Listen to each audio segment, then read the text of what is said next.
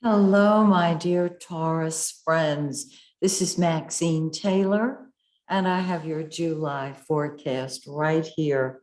Um, and I just have one quick announcement um, for the women. On the heels of Roe v. Wade, many issues have surfaced, and one of which, of course, I have addressed in my most recent book, uh, Your First Sexual Imprinting, and a method for releasing old emotional trauma.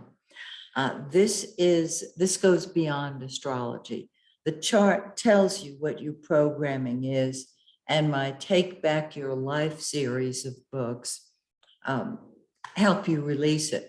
This is a major issue for women. If you have been had any issues, if your first sexual imprinting came when you were 3 years old, at the hands of a family member, perhaps, I think you might want to get a copy of this book. It will help you very simply release it.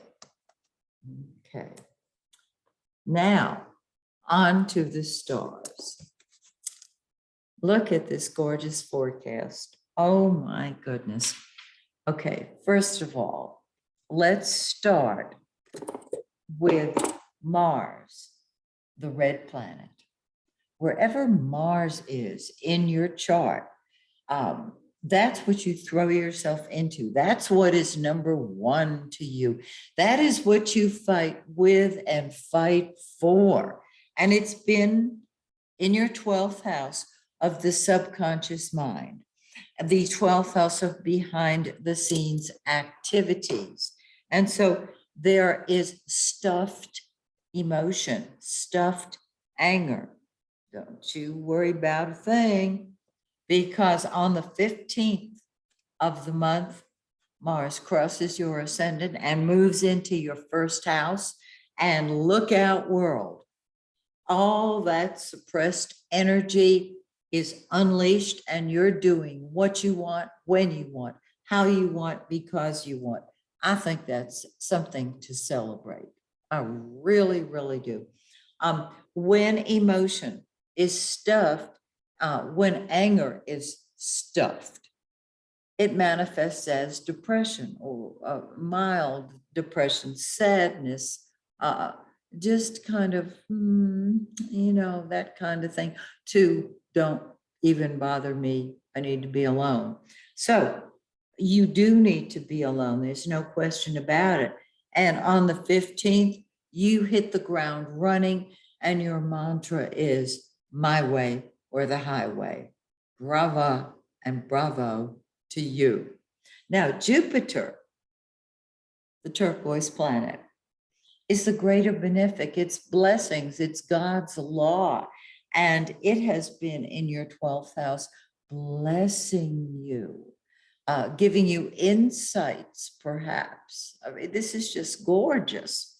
And helping you be alone and enjoy your own company. On the 28th, it goes retrograde, and it stays there till November 24th. So we are not, it's been in the shadow. And so when it goes into retrograde on the 28th of this month of July, excuse me, it won't be operating at full capacity until after it goes direct in November, in the Thanksgiving area of time. Okay, but Mars, you're going to be leaping forward. I love it. Now look at this gorgeous second house. This is the house of money. Venus rules the second house of money in the natural zodiac. Oh yeah. This means that you can create more money, more income for yourself. On the 17th, Venus moves into your third house of communication, correspondence, transportation. Are you thinking of communicating with a relative, a sibling? Are you wanting to take a trip? perhaps a short trip. I don't mean up to the mall. I'm talking about a short trip to just see a new town, visit friends. This is beautiful. And with Venus in the third, you're thinking loving thoughts. When you think loving thoughts, you attract love. Now, Mercury, the blue planet, is what we think about and talk about. Whatever you think about and talk about grows. It's in your second house of money. Isn't this awesome? And so on the 5th, it moves into its own natural house, the third house, and you've got great ideas. You're talking them up. You're sharing them. Are you doing a podcast? Are you doing a radio show? Are you doing a series of shows? Are you teaching? Are you speaking with, as I said, siblings? This is terrific. And then on the 19th, Mercury moves into your 4th house of home, family, and real estate. And you are ready to enjoy maybe just staying home. Nothing wrong with that.